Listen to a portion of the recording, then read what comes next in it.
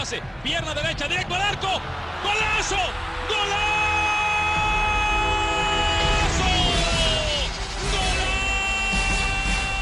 The world of football with a soccer perspective. This is Soccer Today with Duane, Rollins and Kevin Laramee, live on the Sports Podcasting Network.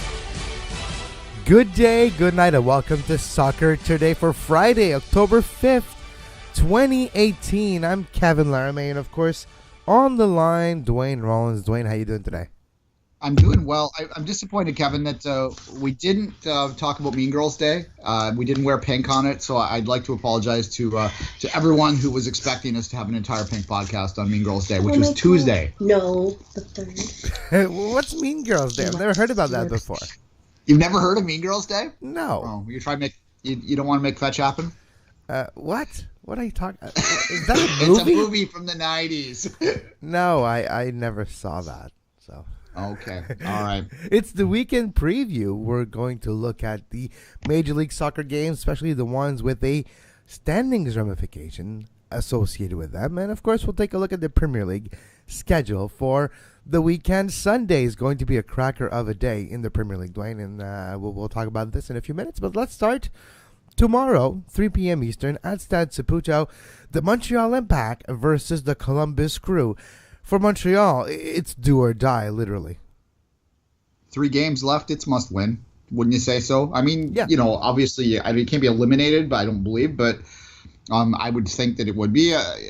Obviously, if DC wins later that day, or tomorrow, the next day, I should say, that's going to put a lot of pressure on the Impact. In fact, they'd fall behind them at that particular point. Hell, even if one of New England or Toronto were to win, you'd start to worry that you might not finish above them. I don't know if that's going to be in a playoff spot, but yeah, the Impact need, with only 3 games left, to get a full 3 points, especially at home.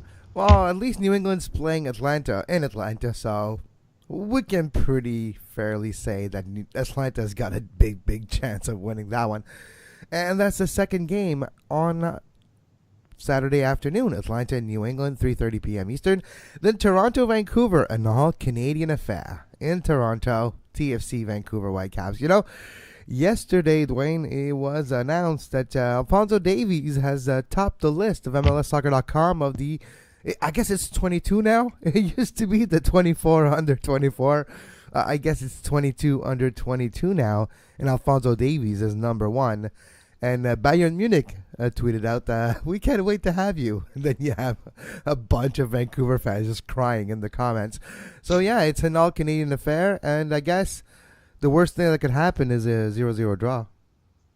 Well, 1-1 or 2-2 or 4-4 or 8-8. Well, 8-8 would be fun. That would be an enjoyable day at the park. If you're going to get eliminated, you might as well get eliminated with a 16-goal thriller. But no, in terms of the Alphonso Davies winning the 22 under, that's the second time a Canadian has topped the list in the last 5 years. So that's, I think, something to celebrate a little bit from a Canadian standpoint. Who was the other one? Kyle Lauren. Oh, Lauren, of course, yeah. Because it was the 24 under 24 at that time. And look, MLS quite rightfully reduced it to 22. It should be 20 in my mind. 20 under 20 would have a more relevance to its list. I think that would be a true indicator of how the world works. 24 under 24 was ridiculous because who the hell thinks a 24-year-old is a prospect? No, they're pretty much in their peak at that point. So that was a silly list that they did. At 24, Messi and Ronaldo had already went to a few clubs and performed in the Champions League, and Messi at 24 was already like the best scorer in Barcelona history or something. Yeah. In terms of Davies winning it, though, as I tweeted out yesterday, my cat could have picked that. And my cat has been living at a farm upstate for the past couple of years, if you follow. So what I'm saying is my cat, who is no longer with me, could have picked it from beyond the grave. So it's probably an obvious. And Tyler Adams was probably an obvious number 2 choice as well. True. After that, it gets kind of debatable. But, yeah, that's the talent list right there. The farm upstate. No, he's not gone. He just went to a better place. He went to a farm upstate, a sanctuary where he's going to live out his life. Yeah. No, he's how come you always tell the kid that they took the dog to the farm upstate. You know that when I can still remember this, Mom, if you're out there listening to this, and she's not. But I remember coming home from school when I was 5 once, and I had a dog called Lady, and I had a rabbit called Thumper, and both of the dog called Lady and the rabbit called Thumper went to said farm upstate. because my mother didn't like animals. And instead of taking the animals to the new home and that we were moving to, they sent them to a farm upstate. Mom, that wasn't very nice. This got dark. Yeah, this got real dark. Or maybe lady was hungry and she ate Thumper. That's probable too. Philadelphia versus Minnesota United. Montreal and Philly is not a battle really anymore. Philly has that cushion to at least secure a playoff spot for sure. They're almost closer to Columbus than Montreal is closer to Philly. But Philly wants to continue in the good run, becoming hot, or at least having success late in the season to go into the playoff or the wild card game or the play-in game, call it whatever you like, in a good situation. So Philly, Minnesota at 7:30 p.m. Eastern. Yeah, look, at this point in time, I'm looking at the standings, and you almost would rather finish sixth than you would rather finish in that Philly-Columbus. It looks like Philly and Columbus are likely, unless Philly can pull Columbus in to get in that. So I'm not too sure, other than a home advantage, what you want to do there. Although home advantage does matter. Philly, to me, is, and I never thought I would have said this at the start of the year or even in the middle of the year, but they seem to be trending upwards for once. And And finally, after several years of sort of floundering around, maybe they've got it going. Although it's hard to imagine a team that isn't Atlanta or the Red Bulls representing the East in terms of the MLS Cup final this year. Although you never know in MLS playoffs, but certainly I think Philly has a chance to win that play-in game the way they've been playing. Although that said, you look at what they did in the U.S. Open Cup final where it was all on a plate for them, and go Houston, CCL. It was all on a plate, and they laid an egg. That was 3-0 last week, and it was not even close. FC Dallas, Orlando. I have a little message for Orlando fans right now. Don't worry. It's almost over. Well, until they get new ownership or new direction, I don't know if it's ever going to be over. As I said, since if TFC moves south. And TFC not South. TFC bad south, the clown south, so to speak. If I want to talk to the Montreal folks out there. Yeah, it's kind of a strange little thing. I did, kind of pick them to win the wooden spoon, as I like to point out, as much as possible. And I was basing that on their ownership and not really their roster. And it turns out that something's rotten there, but it is almost over. I would say it's almost over for any team below that red line right now. You're almost looking ahead. You look at, we'll talk about TFC in a bit, but you look at any team that's sort of struggling and you go, it's kind of maybe time to think about what you need to do to improve in the offseason as opposed to what you can do to win forward here. Throw the kids out there, see what you have. Hashtag play the kids. Sporting Kansas City, LA Galaxy. LA Galaxy wants to keep their chance of a playoff place alive. Sporting Kansas City wants to win the West. Kansas City at home is never an easy game.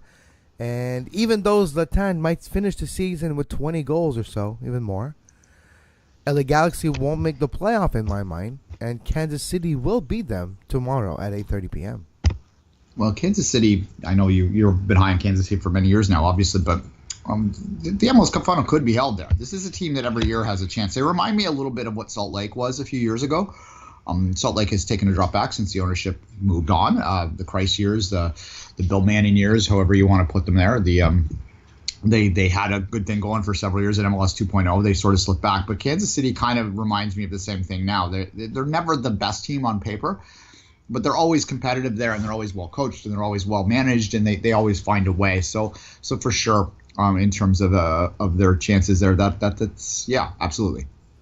Colorado LAFC. If you're LAFC, you need a win there, just because it's so close in the standings in the Western Conference that a win on the road will give LAFC more of a cushion, because you don't know what could happen. You can still slip away, even though there's more margin of error right now than there was a few weeks ago, with Vancouver not winning and not getting the points when it was time, and Portland and Seattle settling their playoff spot. But LAFC has to fancy their chances at Dick's Sporting Goods Park, just because, well, it's Colorado.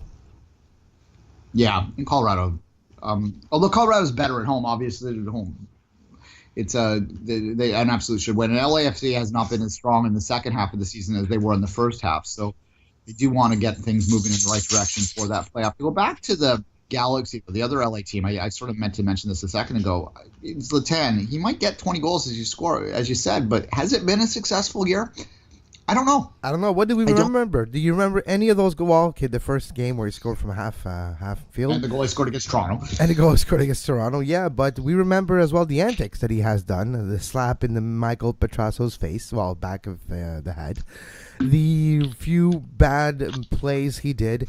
His comments on microphones, literally throwing his teammates under the bus.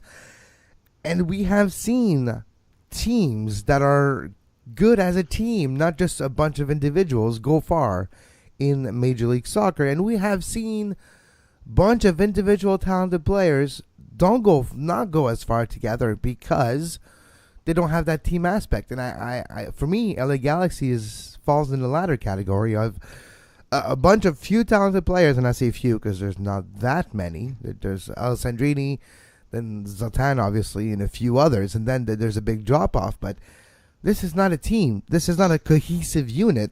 There's no tactics. There's no strategy. There's no link-up play. This is basically just moments of brilliance that gets goals, and those goals are not enough to get results.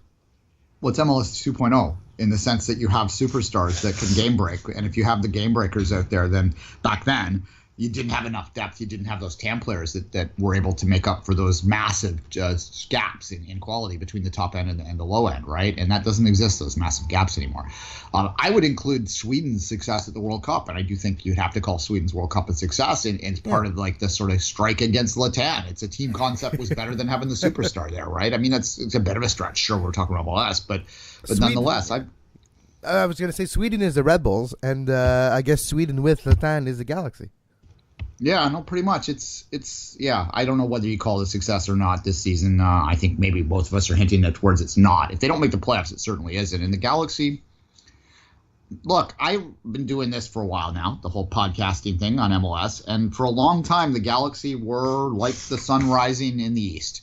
That you would say this is just going to happen day after day. The Galaxy are going to be good. Well, I don't know. The Galaxy's not that good anymore right now, and maybe the sun is rising in the west when it comes to MLS, and there's been a change in direction. That would be amazing. But and they're still only 2 points behind Real Salt Lake. LA Galaxy is 7th right now in the Western Conference with 44 points, 3 games remaining to play. Real Salt Lake is 6th with 46 points with 3 games remaining. Seattle is 5th with 47, and Portland is 4th with 31. They're chasing a team in RSL that's young, that's team concept, that doesn't have superstars, doesn't really have the ability to bring a guy like Zlatan in. It's sort of telling, right? Like it's a juxtaposition between those two sides, and here we are. And Real Salt Lake is playing Portland on Saturday, 9:30 p.m. Eastern, 6:30 p.m. Pacific at the Rio Tinto Stadium in Utah. Real Salt Lake does have a good home field advantage because of the altitude and probably the weather as well. And RSL will face Portland. If RSL beats Portland, they will overtake Portland in the standings. Portland has 48 points, 13 wins. Real Salt Lake has 13 wins with 46 points. 3 points difference will make RSL in 4th. So you do have the potential of a real 6 points game for Salt Lake. With a win, they solidify their chances of making the playoffs. No, for sure. And flipping to that, I liked RSL, and they were my dark horse pick at the start of the year, right? And they sort of struggled to start, and they're not exactly tearing it up, but neither's Portland for that matter. So this is an interesting game in terms of seeing exactly where these two teams stand and whether one of these teams was for real or not. Kevin, let's segue into that final game. Now, it's very rare in the final game on Saturday. It's very rare that you have a Huddersfield-Manchester City kind of matchup in MLS. That's true. But I'm not too sure. Let's just give San Jose's form chart just for S and G's. Let's give the form chart here. Okay, so you ready? Loss. So I don't think that's very good. I'm not a mathematician, but 0 points out of a possible what is that? 5 times 5 is 25. I don't think that, or 3 times, so have 5 points. I don't know what I'm talking about here. 15. Yeah, 15. I don't think that's very good. No, they had that one impressive win a few months ago now. And no wonder they decided to pull the trigger on Mikael Stare. And no wonder. Or 19-8. 4-19-8. That's San Jose's record. Red Bulls are traveling to Santa Clara to face the Quakes on Saturday evening, and the Red Bulls should be able to get the job done. Yeah, I'm going to bet on the Quakes just because the odds are going to be spectacular for a home match. But yeah, just because MLS. But look, the Red Bulls want to win the Shield. Yeah, and they had the big win last week, which kept. Had they lost that, the Shield race would have been pretty much over. That puts them in not to just win the Shield. If they win out, I believe they can catch TFC's record from last year as well. Must win. Now there are caveats to it. It is very difficult for a team on the East Coast to fly across the country and win on the West Coast. Historically speaking, there's just a terrible less than 1 point, 1 point per game average in terms of that scenario. But this is, I don't know, it's not City Huddersfield divide. It isn't, but it's City, Watford divide. It's not going to be something that would be easy for the Earthquakes, who are absolutely rudderless right now in terms of their direction, in terms of anything. Like they have that new stadium. There's nothing to play for if you're San Jose. If you're a San Jose fan, I can't imagine a more hopeless scenario. You can't envision stars coming to you, although it's a beautiful part of the country. It is. That's why I don't get it. It's like you have a beautiful stadium, a beautiful part of town, the potential of a lot of fans because it's one of the most populated area in the United States. I don't know how though, because the rent is like it's insane. You think Toronto's rent is as high? Go to San Francisco, go to San Jose, and talk about it after. If it was the San Francisco Earthquakes, maybe they might be able to attract more superstars. Maybe. I'm not sure. Although we saw the Deltas, obviously, with their one-year wonder. I was playing Football Manager the other day, and I decided to try and sign Nana Adekor, and it was like I was negotiating with the Deltas, and I thought that was kind of funny. It was a blast from the past. The 1 year that the Deltas are in Football Manager, one and only year. But and only year. That's hilarious. Who was reporting on it? Because I remember when I was in Football Manager. We probably will be more now with the Canadian Premier League. That was a fun time in my mind. I was a Football Manager once too. Yeah, it was a long time ago now. My friend Alan, I helped him with some data, and as a reward, he put me in the game as an MLS reporter. It was kind of fun. I know you had the same thing, so that's cool. Yeah, I remember a few years ago, a listener said like, "Kev, did you know this? That I did a trade with the Impact, and you reported on it." They're like, "What? This is awesome." Yeah. FIFA, are you listening? EA Sports, yeah, exactly. Put me in the game. Last game. And I just quickly, we're going to review it. It comes out November 1st. So we'll do November 3rd, pardon me. So we'll review Football Manager there. But I was watching the demo, and they have like ultras and like flares and stuff in the stands now, so it's kind of fun. Anyway, I thought it was just dots. I thought you just saw dots playing. No, it's they have the crowd. It's getting better. The graphics are not exactly what you would call FIFA level, but they're better. All right, that's good. Last game this weekend, DC United and Chicago. An important game if you are a Montreal Impact fan. You have to root for Chicago on the road. This will not end well. I know. I've seen this movie before.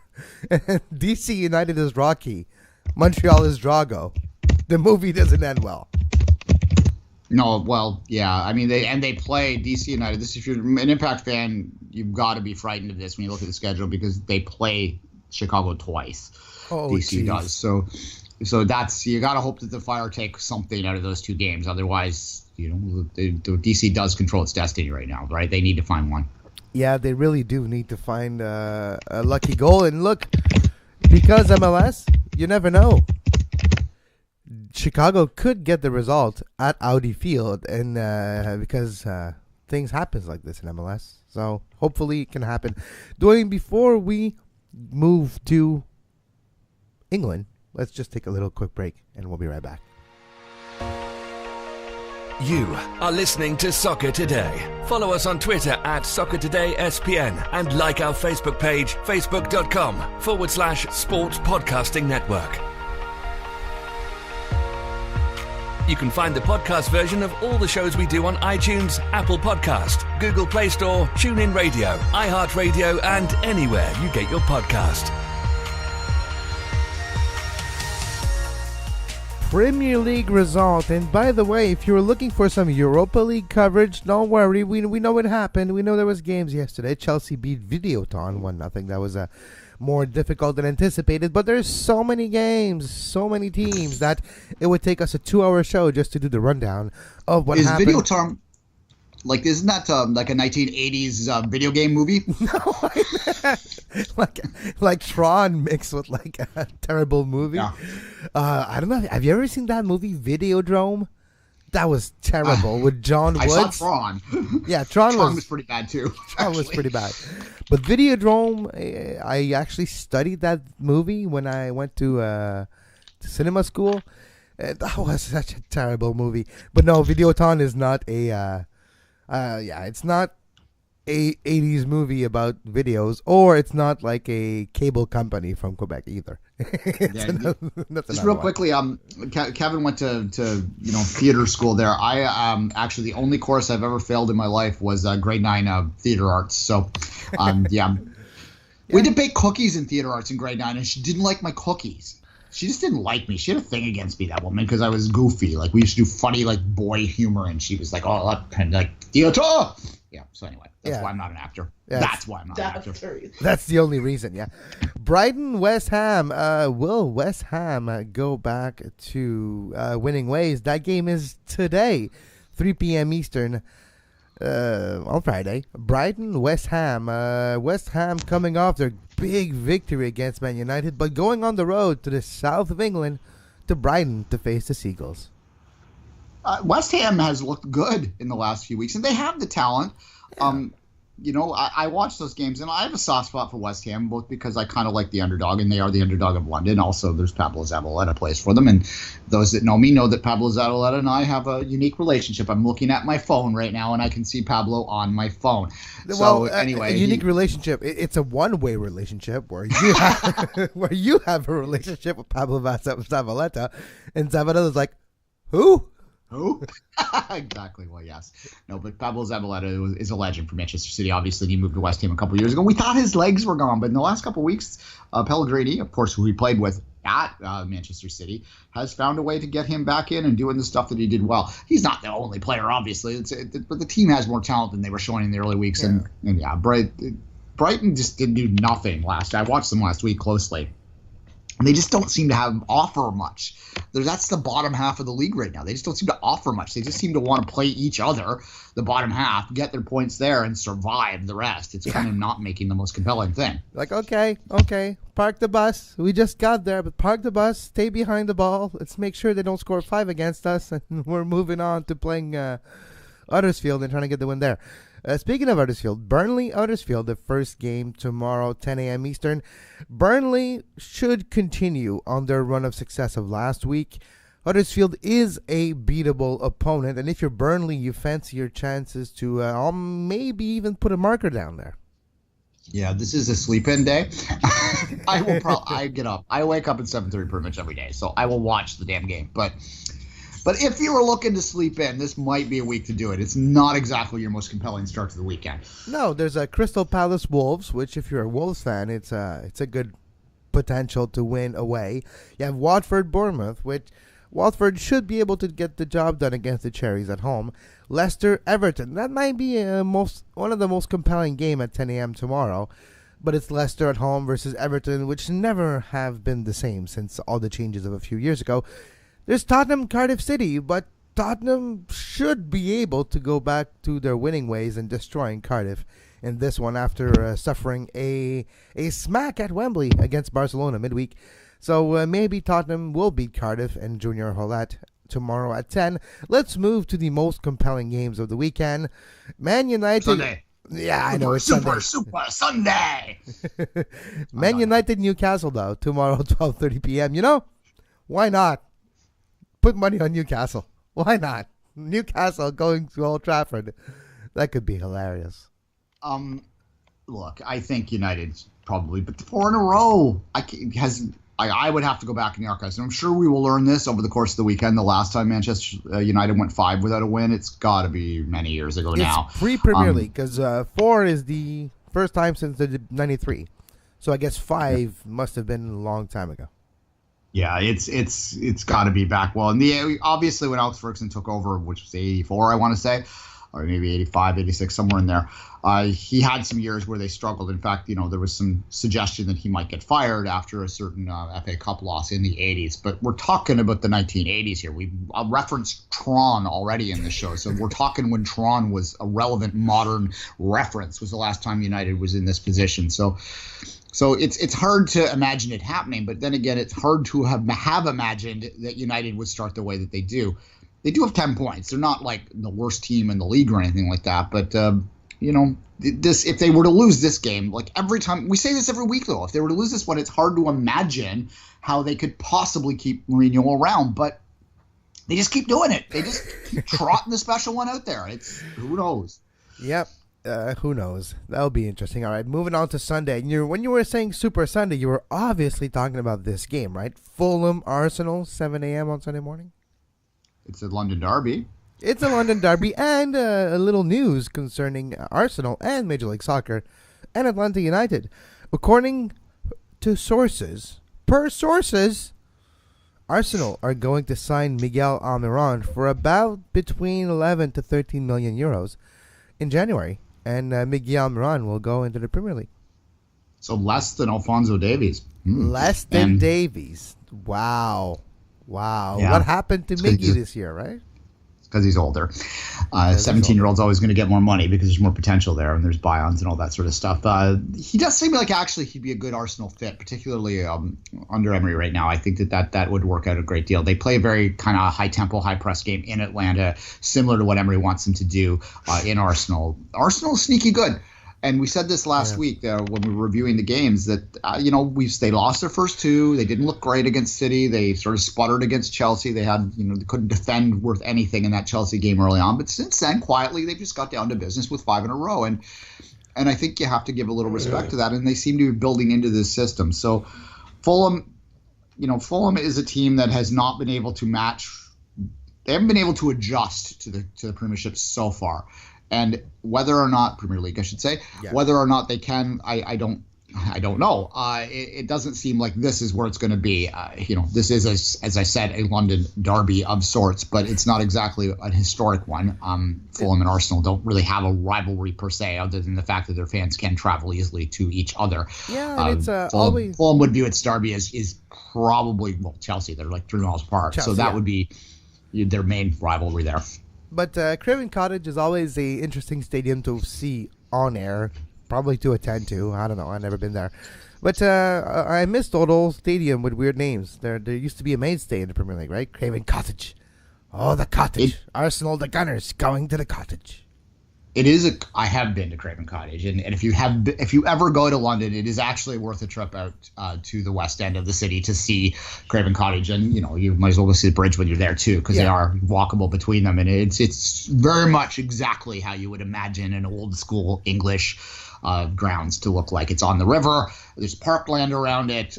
You can throw a rock from the gates and hit the front porch of houses across the street. You've got the statue there, which is quirky. It's neat. It's a neat place to see.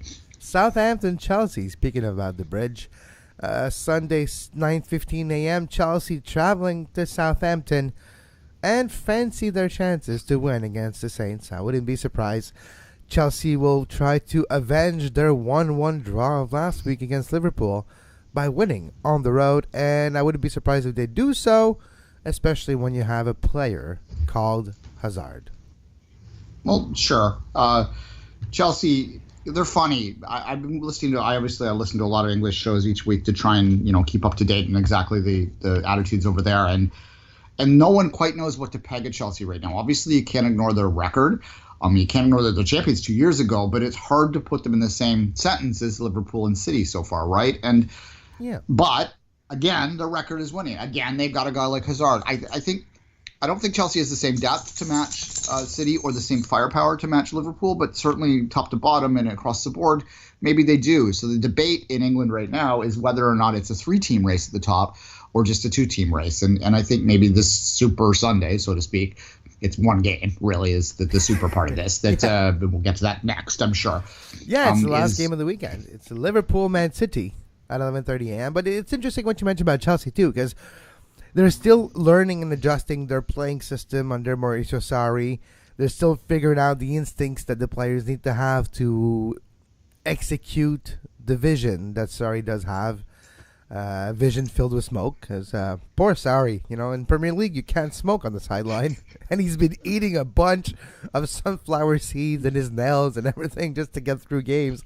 So he's that's chewing on a cigarette once, chewing on a cigarette. That's so gross. That's so disgusting.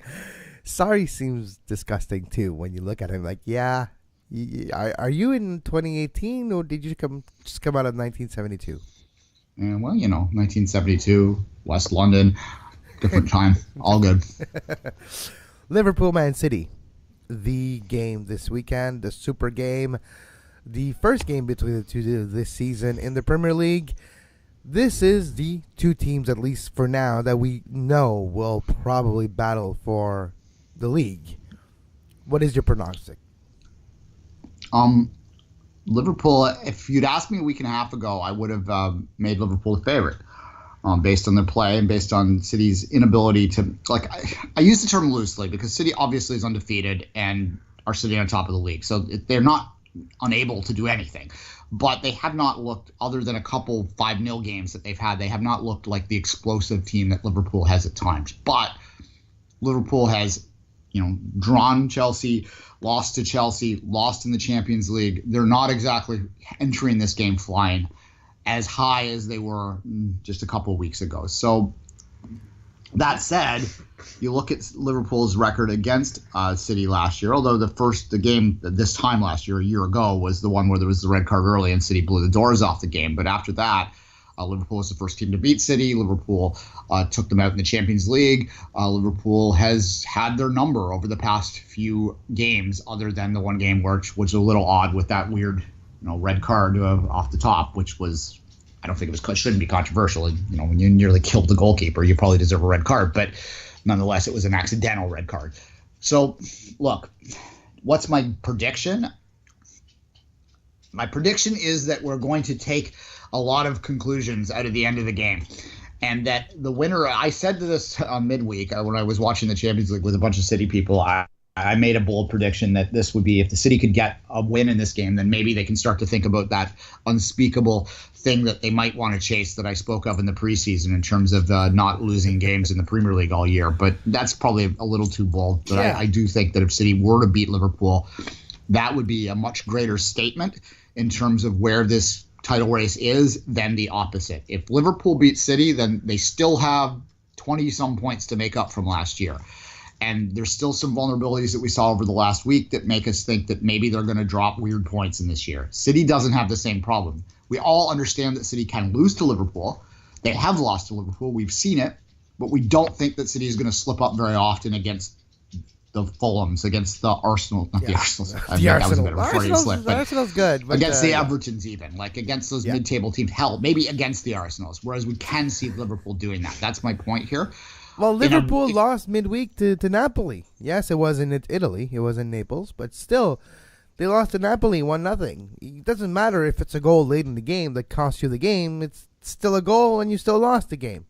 So, Liverpool doesn't have the aura of invincibility that Man City still has. Yeah, and again, I have no doubt that if there was a playoff system in the Premier League, absolutely, Liverpool could win that playoff. Liverpool could win the Champions League. Absolutely. They are good in that sort of two-game set sort of situation. Over the course of 38 games, I just don't think that they have it. And if they beat City, that will go a little bit towards making me think, okay, maybe. But if City beats Liverpool, psychologically coming off the last week that Liverpool has had, then I think that will be difficult for Liverpool to overcome, and it will be very difficult to argue that Liverpool has what it takes over 38 games if City could put them, so to speak, in their place this weekend. Yeah, absolutely. All right, that's the weekend preview in a nutshell. We'll be back Monday with a review of the weekend. We'll take a look at the Canadian results in Major League Soccer, and we'll talk more about the world of football with a soccer perspective. As always, you can follow Duane on social media at 24th Minute and myself at Kev Laramee. Until Monday, we wish you a great soccer. You can find the podcast version of all the shows we do on iTunes, Apple Podcast, Google Play Store, TuneIn Radio, iHeartRadio, and anywhere you get your podcast.